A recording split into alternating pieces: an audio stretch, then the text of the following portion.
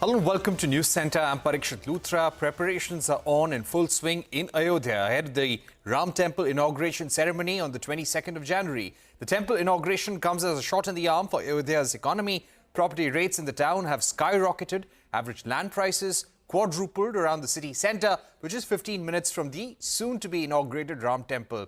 While hotel and travel companies are reportedly expecting an 8 to 10-fold rise in tourism, FMCG companies also keen on cashing in. A major supply distribution ramp-up is on the cards.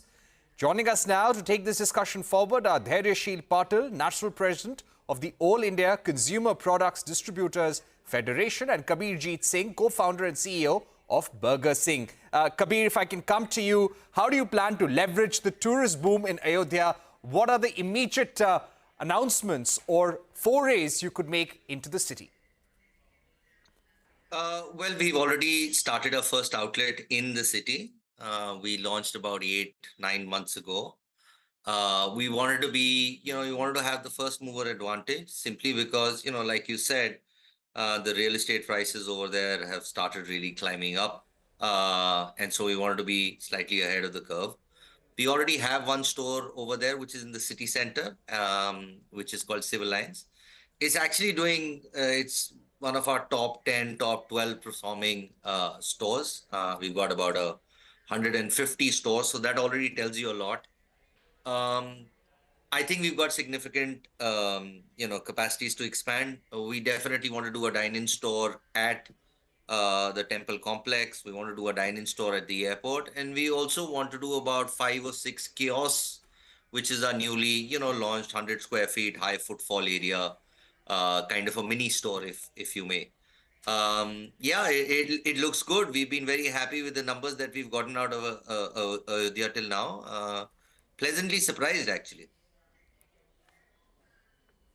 Right. So good to hear that. Ayodhya will be one of the top cities for you in terms of spreading your wings. Let me also get in Mr. Dhairyashil Patil. Mr. Patil, speaking to you about the redevelopment of Ayodhya. It's got a redeveloped railway station, a new airport, development projects worth 15,700 crores. How do you see the FMCG distribution network being ramped up in the run-up to the Ayodhya temple inauguration and post that as tourist footfalls increase? Yes, Parikshit, the infrastructure development into this Modi decade has been phenomenal. And nothing less, we are going to see the same in Ayodhya, which we have seen with numerous projects being opened by Sri Modi ji. And as you see, the population at present in the district is about 21 lakhs, and city per se is about 1.5 lakhs. Now there is going to be an exponential floating population on a day-to-day basis, and to cater that, the distribution network, which is rightly available for all of the companies in Ayodhya, is been geared up by all the companies.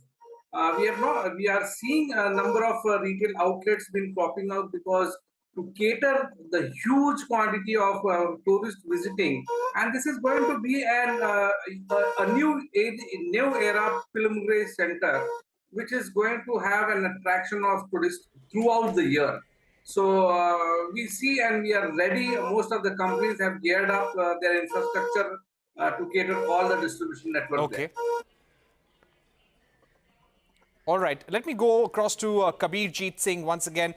Kabir, any special menus that you are planning for Ayodhya? Also, any advisory from the government on what kind of food can be served, whether non-vegetarian food can be served or will it be only vegetarian? It just makes good sense in all religious areas to go with a vegetarian menu. We've got a number of other locations, like we are in Haridwar, we are in the Golden Temple complex. They are all predominantly vegetarian stores. But in the city, you can have veg, non-veg, both. But within the temple complex, it's just wise to only do vegetarian.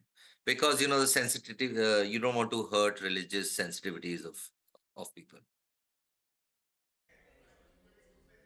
Right. I would also like to ask you, in terms of restaurant chains, what does your own market survey really show you, Kabir, considering that there is so much of focus on opening new hotels in Ayodhya. Some of the top hotel chains are looking for land in the city. They're speaking to the Ayodhya Development Authority to set up hotels over the next few years. Other restaurant chains such as McDonald's is also planning to open up a outlet there. So how do you think the consumer demand for outlets like yours is going to increase over the next few years in Ayodhya? See, there are two kind of demands that you look at over here. One is the resident demand, people that already live in Ayodhya, right? And then there is a floating population, like my other guest on the show just said, who'd be coming in and out. Now, both will expand, obviously, but the Ayodhya's local population consumer patterns have already increased. And I assume that's because of all the influx of, money that is coming into that place. We've already seen, year-on-year growth at Ayodhya has been almost about 42 odd percent. So we opened about 8-10 months ago. We are already 42% up from, the first month we opened. Now, just with that in mind, and we haven't really tapped into the tourist market yet, we see that as being one of the, significant areas in our portfolio. We don't really do too many surveys. We kind of, it's best to kind of open the store in the best location in the city, really see how this city pans up, because most of these surveys don't really pan out here. It's better to put your money where your mouth is. And, those are important views. All right, let me get in Mr. Patil once again. Dhairyashil, Patil ji, I'd also like to ask you, in terms of FMCG segments, which are some of the segments which are seeing the highest demand in the run-up to the inauguration? Give us a sense of certain products which will be highest in demand over the next few months.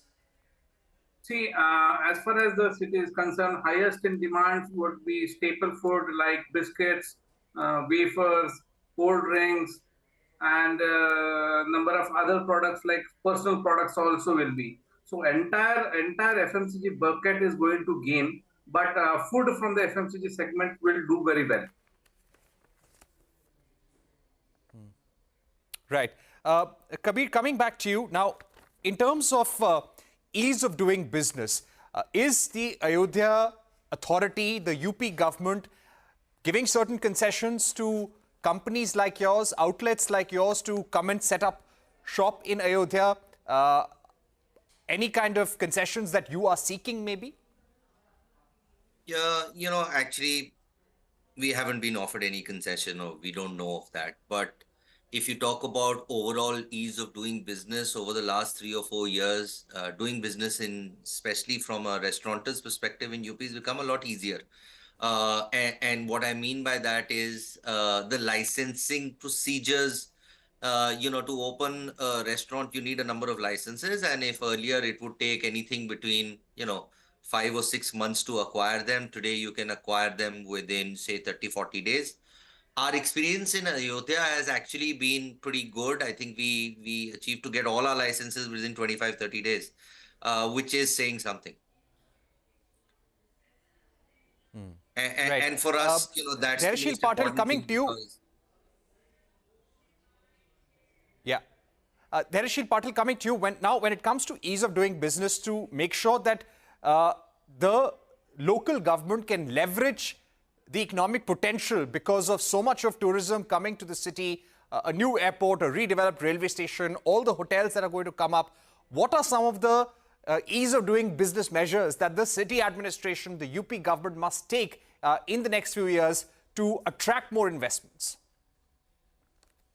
See, at present, the city administration has geared up, and the entire spotlight is on the district administration right now. As the UP government has been very vocal on ease of doing business. Yes, there are a few other things which needs to come as you said, for the licensing. We will require more ease of doing business for licensing. Then the corporation and the local bodies need to have more concentration on the municipality hygiene and all these things. So this infrastructure needs to develop, and as the pilgrimage starts pulling in public, it is going to be massive. So they have to be fully ready, because this is an entirely a new thing which is happening, because in this decade, in our lifetime, this is the very own infrastructure which is fully created in just 5 years. So it will take some time, and yes, we are Right. hopeful that it will develop very well.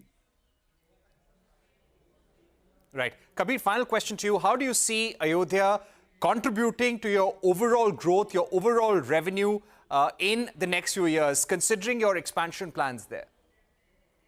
See, India is a big country, densely populated. So over the next 4 or 5 years, we expect to, go up to about 600, 700 odd stores. Ayodhya in itself will accommodate maybe 3 or 4 dine-in outlets and, like I said, 6 or 7 kiosks. Now, as an overall pie, how much money do I get out of Ayodhya in my P&L? It might be, in the lower single-digit percentages. However, what we are seeing in Ayodhya is the per square foot revenue per store is pretty high. So, currently we've got less than 1,000 square feet of a store. It is already, as far as revenue generation, in the top 10, top 12 stores that we have in our portfolio. That is also accounting for us having stores Right. in places like PVR Saket, Connaught Place, really high footfall areas. So the table turnarounds in Ayodhya are pretty high. The per square foot revenue, which is actually something that really counts in our industry, is exceptionally high. And I see it being, that Okay. way for a Good bit. to hear that. Thank you very much, Kabir. All right. Thank you, Kabir, and thank you, Mr. Patil, for joining us on the program. We have to take a break at this point, but coming up, we are shifting focus to geopolitics. Houthi rebels continue Red Sea attacks, and US-led coalition is warning of consequences. We've also seen a massive blast in Iran that has killed more than 80 people, and Iran is warning Israel of consequences. We will be discussing the situation in the Middle East with West Asia expert Vail Awad and former ambassador to Iran, Casey Singh.